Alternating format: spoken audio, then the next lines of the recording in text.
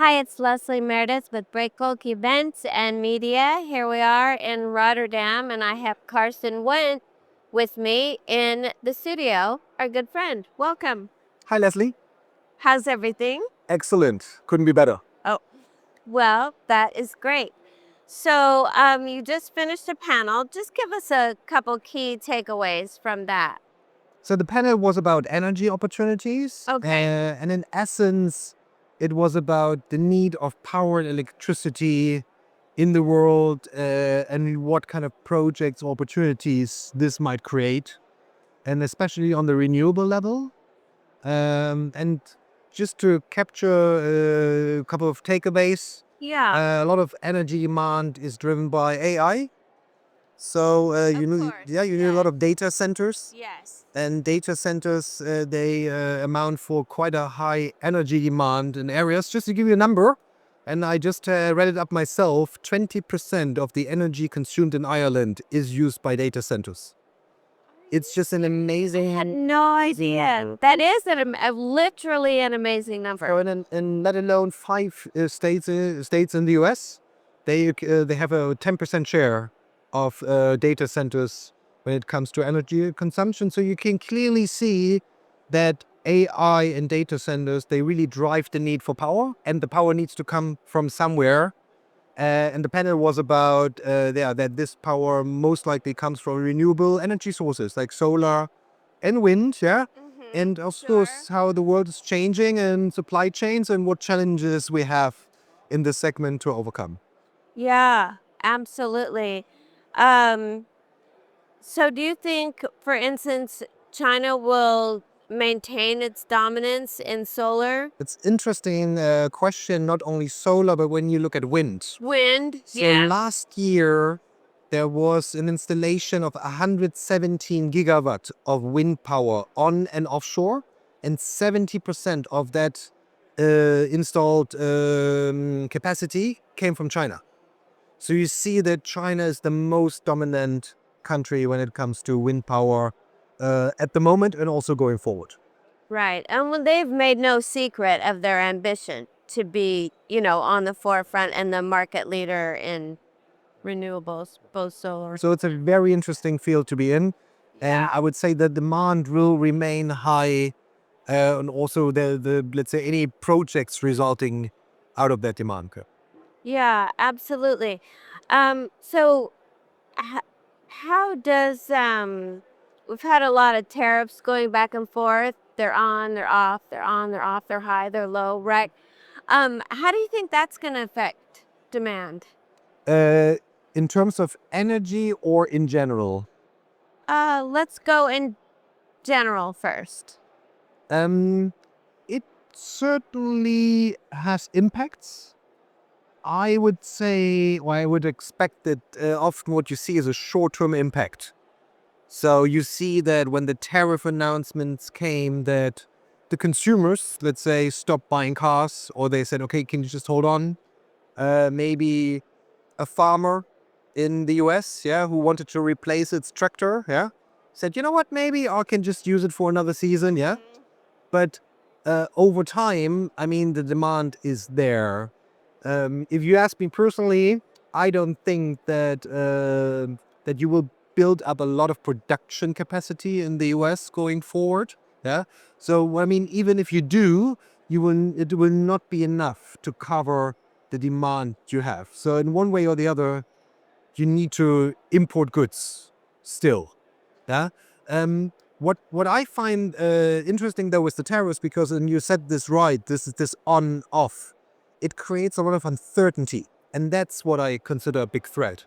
When you're an investor, if you want to build, let's say, a wind power farm, if you want to build a factory, you don't really know if what is set today is still valid in 3-4 years to come. And I give you a little example.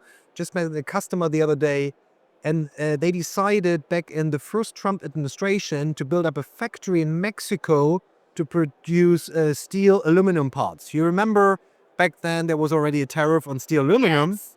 And I met the customer just a couple of weeks ago, and they said, you know what, it took us 5 years to set up the factory, and now we are ready to produce and to ship to the US.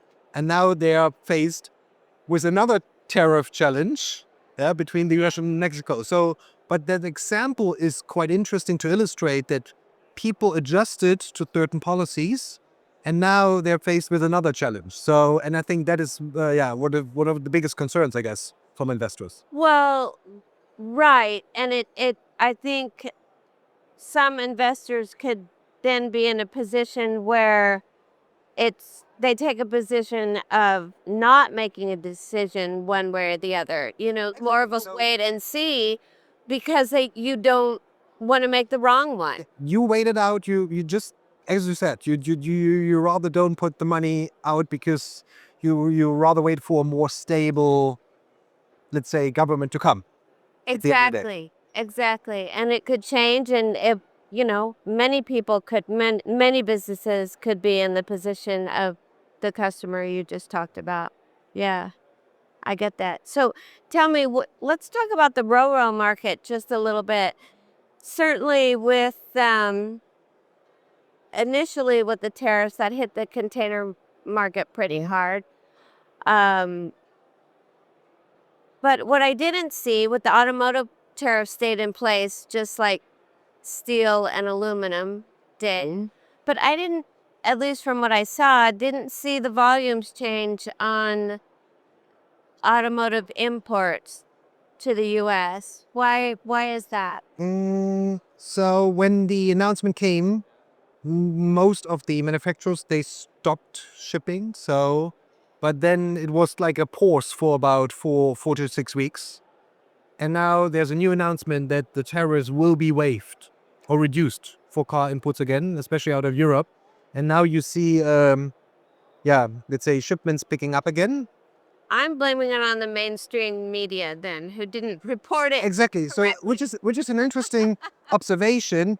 Usually, what you do, you give this out with a big bang, and then later on, when you roll back, you don't announce this anymore. But certainly for us, this is a big threat, because you make a product more expensive, and this will certainly have an influence or impact on customers and demand in North America. So for cars, so overall, putting up tariffs will affect the RoRo industry tremendously. On the positive side, that means we have, let's say, if you are a little bit slower in your core volumes, cars and high and heavy, then typically we have then more space to sell for Breakbulk. Oh, I love that. Look at There you. was two sides of the coin, and then it's up to us in the Breakbulk segment, to fill that empty space which is being created from the core segments. That's interesting. And those usually go on trailers? Yeah, Breakbulk usually is being loaded on trailers, so we make it rollable. Yeah. So we have a fleet of 5,000 trailers in various sizes, from 20 to 40 to 60, all the way to 80 foot. And then also heavy duty trailers, which can carry all the way up to 220 tons.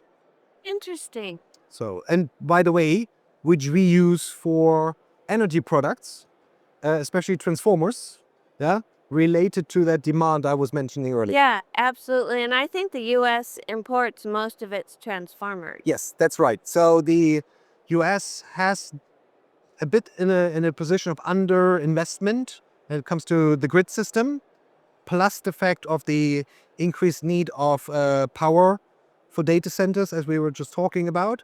And all the manufacturers at the moment are fully booked. Let's say their production is sold out for the next 5 years.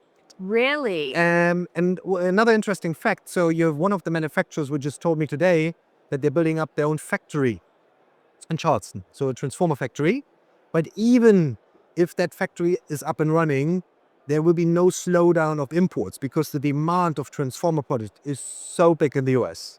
So, and that's almost proving my point when I mentioned, even if you create a factory in the US, the demand overall is so high that also you would rely on imports on top of local production. Exactly. Well, interesting. So I think you've also given some great reasons to be here at Breakbulk. Yeah, it's always nice to be here.